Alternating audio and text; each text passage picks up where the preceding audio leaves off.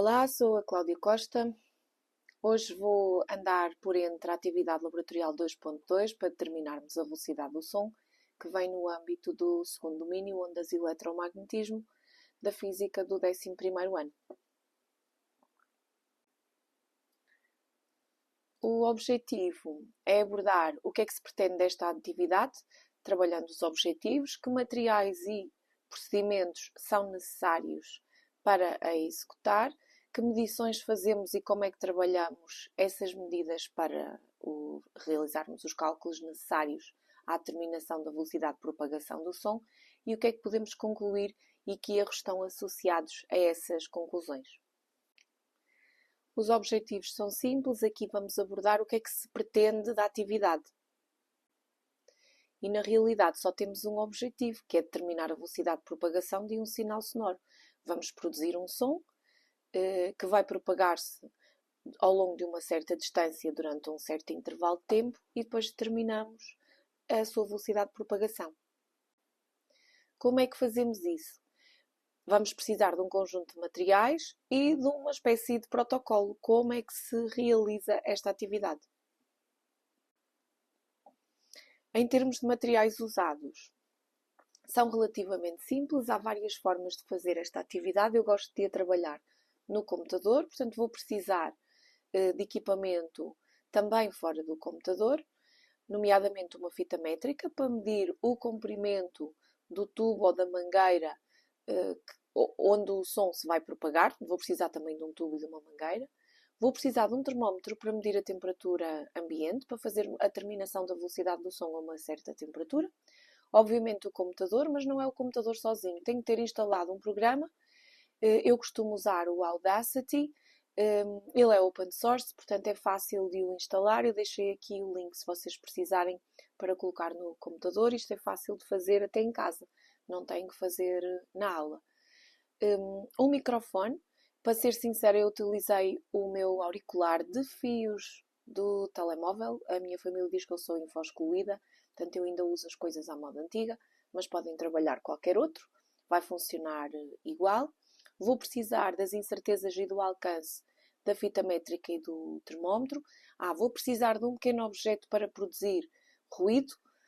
Eu confesso que eu costumo utilizar a tampinha metálica de um sumo ou da polpa de tomate lá de casa, mas podem usar qualquer outra coisa. Podem usar as mãos batendo uma palma.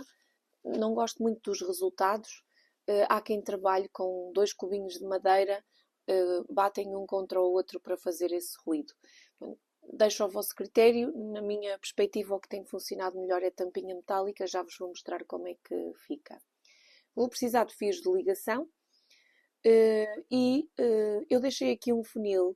Na realidade ele não é obrigatório, dá para fazer a atividade sem ele, mas pode ajudar. Portanto, se o funil estiver num dos lados do meu tubo ou da mangueira e o microfone no outro, e eu vou deixar o funil e depois aqui o funil está agarrado à mangueira, vamos imaginar que é o meu braço, e depois na área mais larga do funil vou colocar a outra ponta da mangueira com o microfone e assim o som é canalizado para basicamente o mesmo local. O procedimento, eu já fui dizendo algumas coisas. A primeira etapa é medir efetivamente o comprimento da mangueira. Vamos recorrer a uma fita métrica para o fazer e é comum dispô-la enrolada em cima da bancada. Eu deixei aqui uma imagem. Aqui não tenho o funil, não fiz nenhuma fotografia. Esta imagem fui buscar lá à internet. Mas eu costumo colocar no microfone e enfio aqui, já até dentro do tubo da mangueira. No outro lado da mangueira eu coloco o funil e como ele vai ficar, deixem-me buscar aqui uma caneta, vai ficar uma coisa assim, não é? Então, aqui dentro eu tenho acesso aos 2 orifícios da mangueira. Na segunda etapa, vou medir a temperatura ambiente, exatamente no momento em que eu vou fazer a terminação, para depois poder corrigir a velocidade que vou determinar. A terceira etapa diz então respeito à produção do som. A tampa metálica ou dos cubos de madeira vão ser premidos ou batidos junto ao microfone no interior do funil. Eu vou só deixar aqui um pequeno vídeo com o ruído produzido pela minha tampa metálica. Acho que deixei duas, mas já vemos.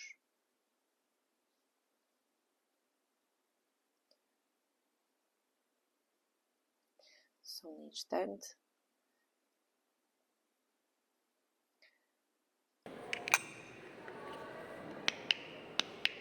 Estão a ouvir o barulhinho? Portanto, eu usei a tampinha do Compal. Às vezes é preciso dobrá-lo um bocadinho com as mãos para produzir um som tão forte. Tenham só a percepção, quando vocês clicam, ele faz dois ruídos. Faz clic-clac, mas nós só queremos um deles. Portanto, não faz mal fazerem o clic-clac, depois quando virem no programa no Audacity vão poder escolher o que é que vos interessa. Depois de produzirmos o som, vamos então observar o som produzido à entrada e à saída da mangueira e medir o intervalo de tempo entre ambos. Eu também fiz aqui um pequenino vídeo para mostrar como é que isso faz. Esta imagem que vocês estão a ver é a imagem que vão encontrar no Audacity.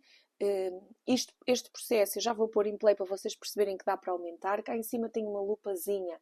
Eu posso selecionar o sinal que eu quero ver e ampliá-lo. Vocês já estão a ver aqui que eles acontecem aos pares. Vou deixá-lo ampliar para vocês perceberem que ao fazer isso, perdoem-me aqui a minha filmagem, isto foi com a câmera do telemóvel, mas reparem que eu só selecionei um e estou a ver aqui dois picos. Volto a usar o cursor para selecionar desde este ponto de maior amplitude até ao ponto de maior amplitude do sinal seguinte e cá em baixo vão-me aparecer duas informações. A que está em cima é o T inicial e a que está em baixo é o T final. Então, com estes dois dados, eu consigo calcular o intervalo de tempo que o som demorou a percorrer a mangueira. Basicamente, o primeiro tempo que aparece em cima é o instante em que o sinal é produzido e o segundo é o sinal que o microfone capta depois do som percorrer a mangueira. O que é que eu vou fazer com esta informação? Que medições é que vou realizar? Que cálculos é que eu tenho que fazer? Basicamente eu vou medir um comprimento, uma temperatura e intervalos de tempo. Em termos de medições não tenho muito mais. Vou fazer esse registro numa tabela. Portanto, eu já tenho aqui, deixem-me buscar aqui o apontador, a temperatura do ar na sala onde eu estou a realizar a atividade. Tenho aqui embaixo o comprimento do tubo ou da mangueira, o que for. Eu deixo aqui sempre espaço para colocar as unidades e depois os alunos só colocam embaixo o valor. Costumo fazer mais do que um ensaio, pelo menos 3, mas eu confesso que se tiver a oportunidade gosto de fazer mais. Como esta atividade é bastante rápida, eu fiz 4 ensaios. Vou colocar então numa das colunas o instante inicial, que eu chamei de TI, na outra o TF. Vou fazer os 4 ensaios e depois de fazer os 4 ensaios, posso ir terminar o intervalo de tempo fazendo o instante final menos o inicial. Vocês podem fazer isto tudo na função estatística da calculadora. Não é preciso estar a fazer à mão cada um destes cálculos. Vocês simplesmente põem o TI no L1, o TF no L2 e no L3 vão determinar o intervalo de tempo. Põem o cursor cá em cima onde diz lista 3 e vão mandar fazer a conta. Quero o L2 menos o L1 e ele faz automaticamente por aqui abaixo. Também sei que há uma forma de na coluna calcular a média, mas confesso que neste momento não me estou a lembrar. Isto para a calculadora Casio. Na Texas também dá para fazer da mesma maneira. Se tiverem dúvidas, deixem-me aí um comentário que eu depois faço-vos um pequeno vídeo com a informação como é que podem gerir essa parte. Apesar dos cálculos simples que vos mostrei, na realidade nós não incluímos os cálculos desta atividade. O mais importante é calcular a velocidade do som através do método que usamos na atividade. Então, aquilo que eu descrevi implica que eu vou calcular a velocidade dividindo o comprimento do tubo pelo tempo médio ou o intervalo de tempo médio que o sinal sonoro que produzimos leva a percorrer esse tubo. Mas existem outros caminhos para fazer este cálculo E eu posso realizar esta atividade experimental com um tubo que até pode ser mais pequeno, onde eu vou colocar numa das extremidades um espelho ou então um pedacinho de papel de alumínio bem embrulhado.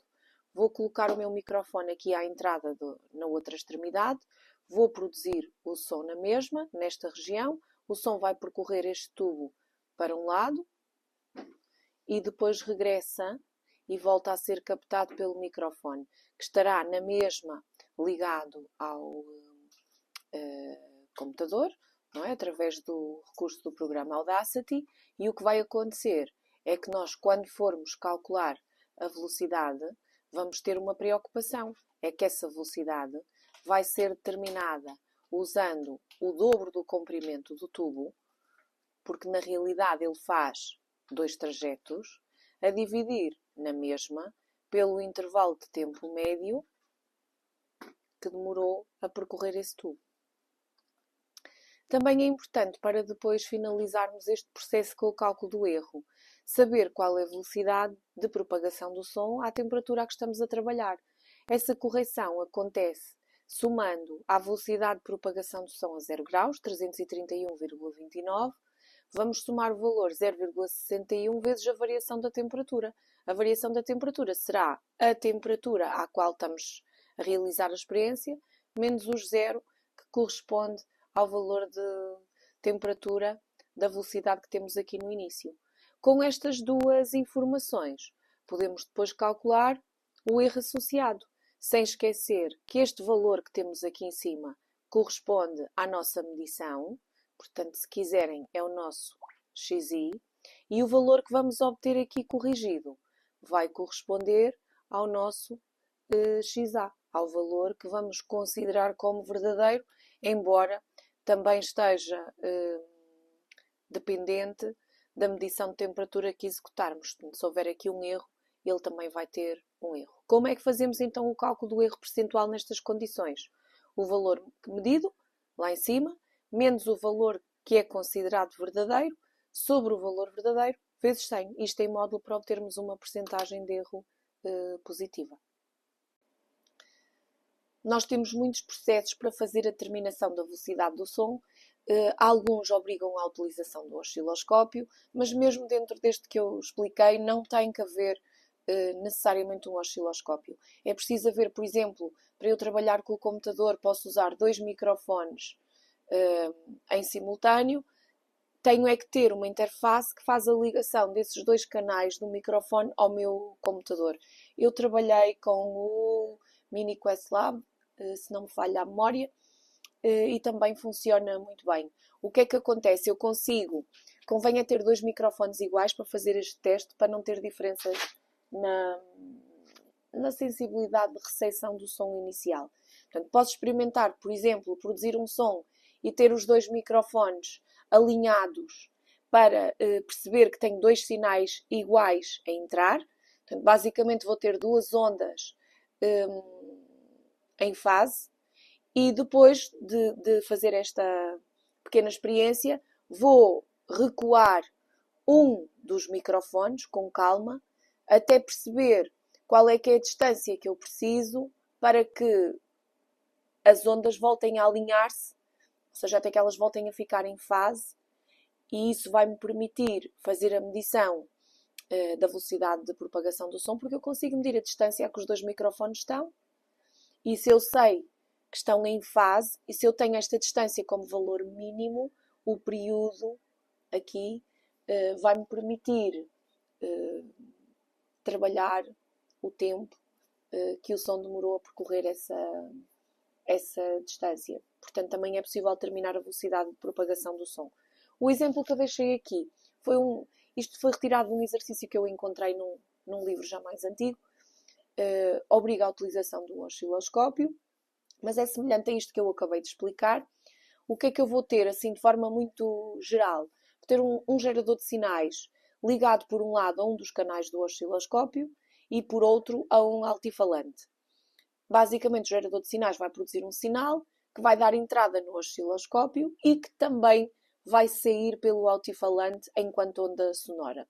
Coloco a uma certa distância, este exercício falava 35 centímetros, um microfone, que também é ligado ao segundo canal do osciloscópio e que vai captar o ruído produzido. Na imagem do osciloscópio, vamos ver duas ondas que estão desfasadas no tempo. Dá para perceber que a que está amarelo, só fazer aqui um apontamento, esta que está amarelo tem uma menor amplitude, o que significa que parte da energia da onda que foi produzida inicialmente já foi absorvida, tem aqui uma redução da intensidade do sinal. Então eu sei que esta onda que está aqui representada amarela foi captada pelo microfone. A outra foi a que foi introduzida diretamente a partir do gerador de sinais. O que é que eu vou fazer a seguir? Produzo então o sinal e vou fazer uma determinação recorrendo à expressão da velocidade, distância a dividir pelo intervalo de tempo. Como é que eu vou buscar aqui o tempo? Vou buscar o tempo usando as divisórias do ecrã do osciloscópio, o que trabalharam na atividade 2.1 aqui aplica-se. No exemplo que eu tenho aqui, tenho duas divisórias. Vocês podem ir buscar qualquer um dos sinais, o que está branco ou o que está amarelo. Eu vou usar este branco. Reparem que ele está aqui bem alinhadinho. Meio período, 2 períodos. Portanto, tenho aqui a informação de quanto é que é o período. Duas divisórias na minha escala tenho aqui a identificação de 2 milissegundos por divisória, então eu sei que o período corresponde a 4 milissegundos. O tempo de desfazamento eu vou ter que medir tendo por base a diferença, por exemplo, entre este máximo e o máximo seguinte. Portanto, este bocadinho, este intervalo de tempo aqui, corresponde a cerca de 1/4 do período. Então, se eu já sei o período, vou buscar quanto é que é 1/4 do período.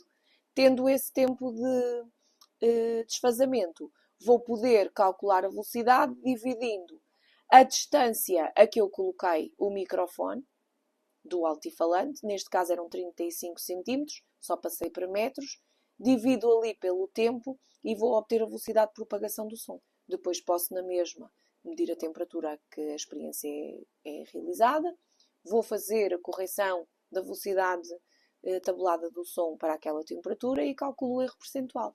É outro caminho para fazer essencialmente a mesma atividade. Há vários processos, vejam o que funciona melhor para vós. E que conclusões e erros é que estão então associados a esta atividade? Basicamente, em termos de conclusões, nós temos que elaborar uma espécie de um relatório onde vamos identificar, em primeiro lugar, a apresentação dos nossos resultados. E quando pensamos na apresentação dos resultados, começamos por identificar quanto é que foi a velocidade do som que efetivamente determinamos. Também é conveniente identificar a que temperatura é que fizemos esta determinação e o valor corrigido da velocidade do som para a temperatura a que estivemos a trabalhar. Obviamente será depois obrigatório apresentar a percentagem de erro que encontramos na nossa determinação. Também é preciso fazer a avaliação da exatidão dos resultados e é aqui que entra a questão do erro percentual. Se ele for menor do que 5%, significa que a nossa determinação foi muito exata. Não quer dizer que não tenham ocorrido erros associados à nossa determinação. Por exemplo, há sempre erros que resultam dos equipamentos de medida que estamos a trabalhar. E aqui podemos estar a falar da fita métrica que usamos para medir o comprimento da mangueira, podemos estar a falar da incerteza do termómetro que usamos para medir a temperatura ou até da sensibilidade do microfone ao qual recorremos. Se tivermos um erro percentual muito grande, temos que pensar se há algum erro mais profundo que possa ter decorrido. Por exemplo, imaginemos que nós não deixamos as duas pontas da mangueira próximas uma da outra. Se nós não fizermos isso, há uma certa distância entre a entrada do som na mangueira e depois a saída até voltar a encontrar o microfone, há uma distância que nós não estamos a considerar. Portanto, esse erro também pode lá estar. E então é conveniente identificar quais são os erros sistemáticos e quais são os aleatórios. Dentro dos sistemáticos, eu já falei das incertezas do cronómetro digital, que também, uma vez que estamos a usar um programa para fazer leitura do tempo, do termómetro e da fita métrica. Podemos falar da sensibilidade do microfone e do software que estamos a utilizar, o Audacity. É um erro sistemático esta questão se nós não considerarmos a totalidade da distância que a onda sonora percorre desde que se inicia o som na posição onde eu tenho inicialmente o microfone até a posição de saída e reencontrar o microfone, porque eu até posso colocar o microfone dentro de uma das extremidades da mangueira, mas não consigo colocar nas duas extremidades em simultâneo. Portanto, a distância entre as duas extremidades vai sempre ser contabilizada enquanto erro. Quando nós pensamos, por exemplo, nas questões associadas ao funil, se eu não deixar a mangueira às duas pontas muito pertinhas, tenho aqui outro erro sistemático. Dentro dos erros aleatórios, ocorre-me assim muito rapidamente as questões de flutuação da temperatura no laboratório. Se estivermos num laboratório que, do ponto de vista térmico, não é climatizado, então o que vai acontecer é que se estivermos muitos lá dentro, ao fim de algum tempo a temperatura subiu e eu, quando é que medi a temperatura? Exatamente no início da atividade. No fim a temperatura mantém-se. Se se mantém, este erro não se coloca. Se a temperatura no final da experiência for diferente daquela que eu medi no início, então eu tenho flutuações que também vão fazer com que o valor que eu estou a usar como verdadeiro não corresponda exatamente ao que eu estou a trabalhar.